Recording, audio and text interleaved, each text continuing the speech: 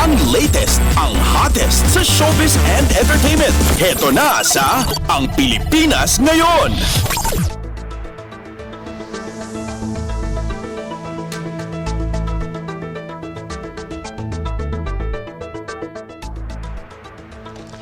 Hello! Magandang araw sa ating mga chismoso at chismosa na nag-aabang ng ating balitang artista. Nandito na ulit si Mama JT para magatid ng mga trending na balita sa mundo ng showbiz. O ito na ang ratsyada ng mga chika ha.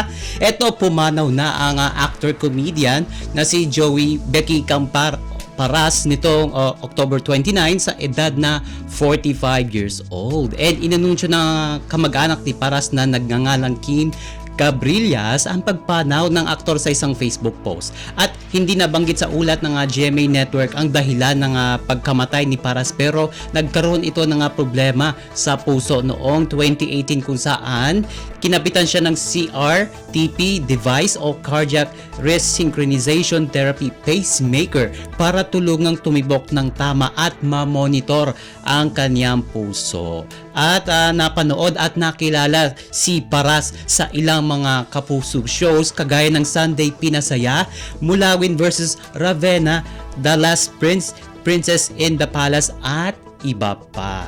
And samantala walang takot na inamin ng award-winning King of Talk na si Boy Abunda na totoong takot na takot siyang malao. Sa kanyang pagsalang sa hot seat sa sarili nitong programa na Fast Talk noong October 27, game niyang sinagot ang ilang personal questions ng award-winning broadcast journalist at TV host na si Jessica Soho. And ayon kay Tito Boy, may mga pagkakataon talaga sa kanyang buhay na nakakaramdam siya ng fear o takot kapag naiisip niya ang mga araw na hindi siya pinapanood ng mga tao. Ito yung naging sagot ni Tito Boy sa maintrigang tanong ni Jessica kung takot nga bang malaos ang tinaguriang King of Talk. Dati takot na takot akong malaos pero hindi na masyado. Anya, sa librong tinatapos niya ngayon ay may isang chapter doon kung saan tinalakay ang tungkol sa issue ng pagkalaos. The one immutable law in the business is that nothing lasts forever. We will all go. Yan yung sinabi ni Tito Boy doon sa nasabing show. And dugtong pa ng kilalang talent manager, pero less yung sakit ng pagiging laos in the context of the fame business kung panghahawakan mo sa sarili mo yung worth mo. And sa tanong ni Jessica kung ano ang maibibigay niyang message sa 34 years old na si Boy Abunda, ang kanyang tugon, be healthy, be happy, and be sexy, and do not ever be afraid. And samantala sa isang bahagi ng programa, tinanong din ni Tito Boy si Jessica kung ano ang mensahe nito sa kanyang 20-year-old self. Ayon kay Jessica relax ka lang, masyado kang serious. Ever since, serious student din ako, boy, katulad mo. Parang lahat sineseryoso kahit yung mga simpleng bagay, so sana mas relax ako na tao. And ito pa mga kachismis, itinuturing na answered prayer ng kapamilya actress na si Julia Montes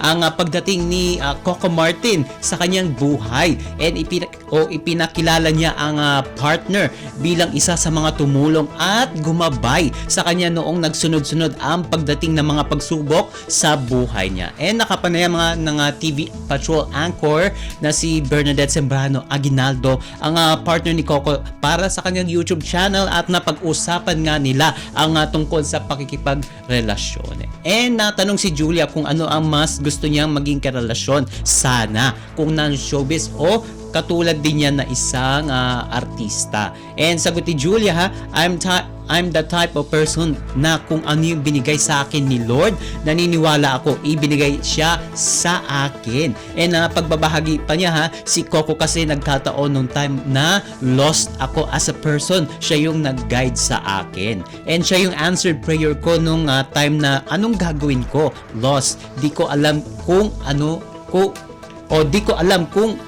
ano. And tapos ipinakita lang niya sa akin na siya rin been through all hardships. Tapos basta keep the faith, and Nazarene devotee sila ni Lola. So parang na-realize ko lang, oo nga basta wag ka lang mag-give up and keep the faith. Yun yung isa sa pinagpipray ko na in-answer ni Lord through Coco. And paglilinaw ng aktres, hindi naman nila ipinagdadamot ang kanilang relasyon sa publiko, pero mas pinahahalagahan lang daw nila kasi ang kanilang privacy. Ika nga ng Mara Clara Star, ang sa amin, mas importante lang sa amin ngayon yung privacy. Si Coco kasi hindi showbiz ever since hindi.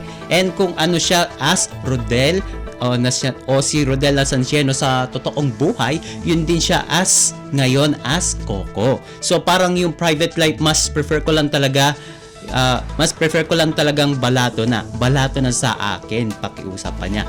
And ayon kay Bernadette Sembrano, kitang-kita naman ang kabutihan ng puso ni Coco na agad namang sinang-ayunan ni Julia. And yes, kasi ang core niya rin ganun po family, kasi generous siyang tao. Tapos hindi rin naman siya laki sa yaman.